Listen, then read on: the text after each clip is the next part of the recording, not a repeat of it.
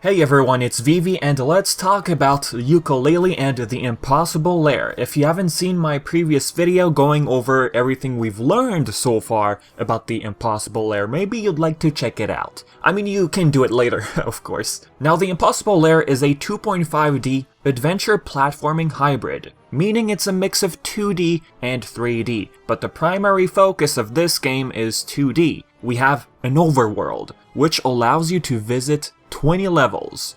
Now here's where it gets more 3D, the overworld itself, top view of the player. You can interact with objects, collect quills in the overworld, and even solve puzzles. These puzzles which you can solve can change the state of levels. So technically, since we have 20 levels and each have a different state, then we're looking at a total of 40 levels. There's plenty of types of state changes. A horizontal level becoming vertical, where you have to climb your way up this time. Another example would be water, flooding a level, or even freezing a level. Playtonic on July 23rd uploaded a video showcasing different state changes. Flooding of a gasping glade gets subtext grown. We go from a dry looking level to a fully plant-rich environment. Buzzsaw falls from melted to frozen. This is one example of a puzzle. By breaking his teeth, you flood the level. Another example at a flooded level, factory freight. Here's another one for a vertical style level, slightly altered. I mean, we went from levers to wind. They call it updraft.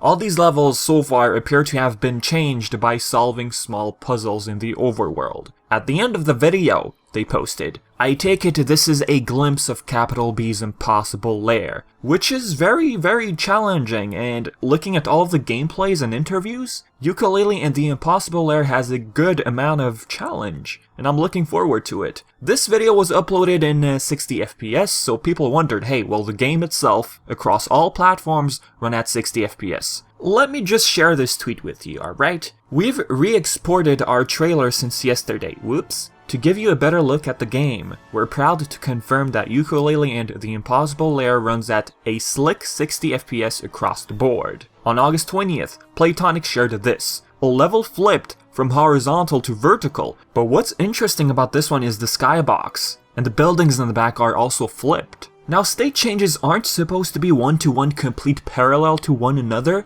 I mean, it might look like it in some sections, but overall, don't expect the challenges to be similar. Like, there's a lot of things to explore in these different state changes. A video was uploaded by IGN, Jonathan Dornbush, you've probably heard of him at IGN. He got the chance to play it and had this to say. Alternate stages appeared to make significant and intriguing changes to levels to essentially create new but thematically similar experiences, and each one I played proved challenging and rewarding in both forms.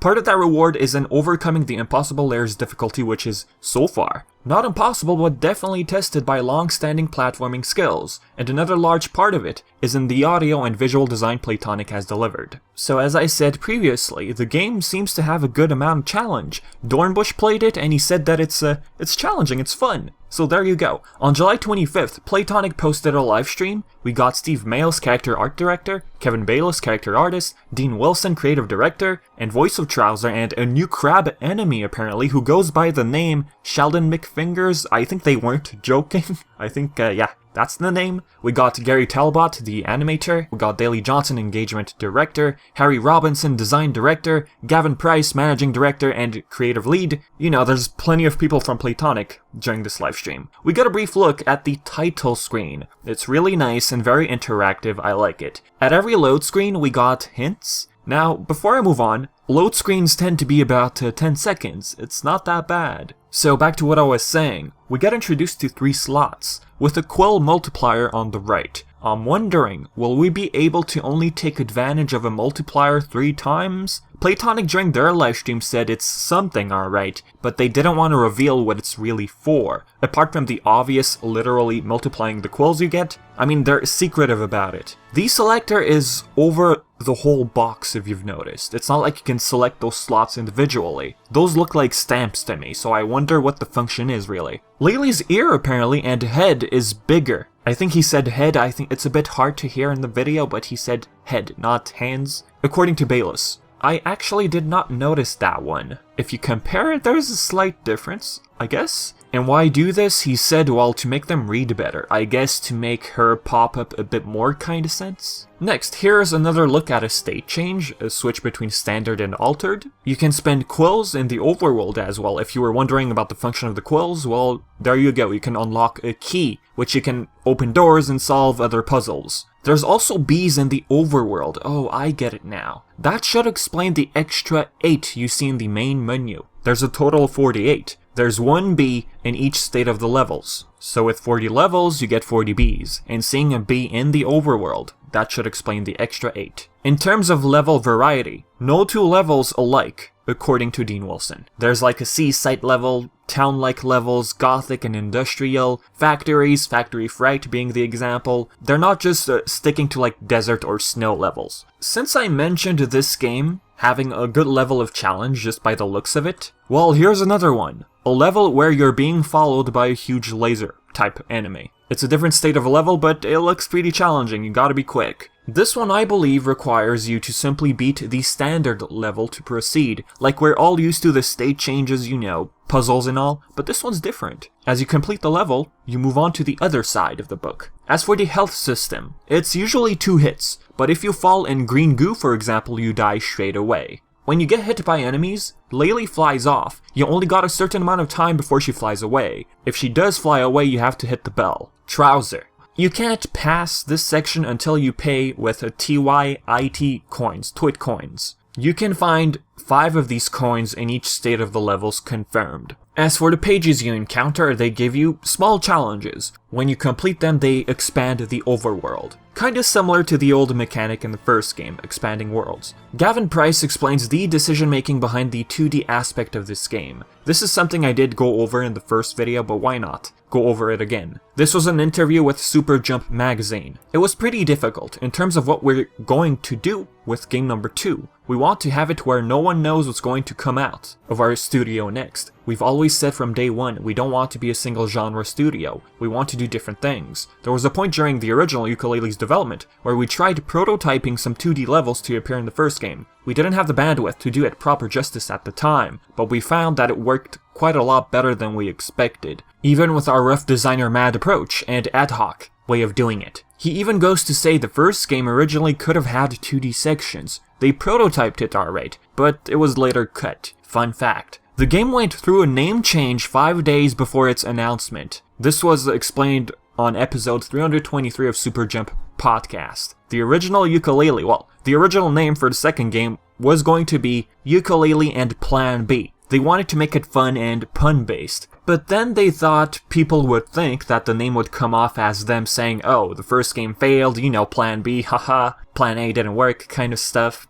They eventually switched it to Impossible Lair. They just didn't want to get off the wrong foot, as he explained. Will they return to 3D later, you might think? He thinks we'll see more stuff of what they currently have in the future. I mean, it really depends on the future. That's basically what he said. Now, a week ago, Grant Kirkup was a guest on the Completionist livestream on Twitch. Grant confirmed over on that livestream that the overworld is handled by him. As for the 2D sections, we have David Wise, Matt Griffin, and Dan Murdoch. You can listen to some of the official soundtracks over on Playtonic's channel. As for the release date, Playtonic basically confirmed October 2019, but there's no specific information on the day. Looking at the replies of this tweet, some wonder if the classic babble will have an option. Yes, it will. The babbling you hear in this short clip, it's a shortened version. Now, the first game, some were apparently annoyed by the constant gibberish. I love it. I'm a fan of it. I don't mind it at all. So if you don't like that, you can switch between classic and short version. Next, Yooka-Laylee and The Kracklestone is now available for pre-order. So if you're interested in this book, you can pre-order it. You still got the chance. It really depends on the number of final prints they get. This project, if you had no idea, started off as a Kickstarter. It took around 2 years, even more than 2 years, to come to fruition. This was done by Dave Cumbo. Yooka-Laylee the Kracklestone is a fun story with meaningful message at its core. Yooka's headstrong insistence on being the sole hero will get himself and his best friend into some major trouble. He'll need to learn to value the help of others to complete this wacky quest, and keep ultimate power away from the wings, of evil mad scientist Dr. Quack. Dave Cumbo really wants to focus on Dr. Quack this time. Now you might be wondering, is the story of this book canon to the universe? Meaning, do the events in this book happen in the actual timeline of Yooka-Laylee? Well, about that, someone over on Reddit asked this question to Dave Cumbo. We already know that Playtonic is helping with the comic to ensure that it fits into and expands the Yooka-Laylee universe. Does this mean that the comic will be canon, and if there is a Yooka-Laylee 2, the events that occur in the comic really happen between both games? I know story is not that important in Yooka-Laylee, and the genre in general, but I'm just curious about it. And if a Yooka-Laylee 2 happens, I vote for adapt the style of your work into a game. Thanks and good luck. Too kind. Thanks for your thoughts on the art style. The canon question is very hard to answer without knowing where Playtonic may take Yooka-Laylee in the future. If they develop a sequel, I'd like to think there will be references to the graphic novel. I carefully designed it so it could work either alone as a side story or between games should they decide to continue with more Yooka-Laylee in the future. In summary, I'll leave it to Playtonic and the community to decide on what is story canon. Afraid it's not my place to determine. If it is accepted as canon, it would be an amazing honor. Now this was explained like 10 months ago, we still had no idea on the Yooka-Laylee 2, which is now called The Impossible Lair. But yeah, whether this is canon or not, it's still up in the air. If you read the book, then perhaps you might think the story might fit within, let's say, between 2 games, or maybe after 1 game.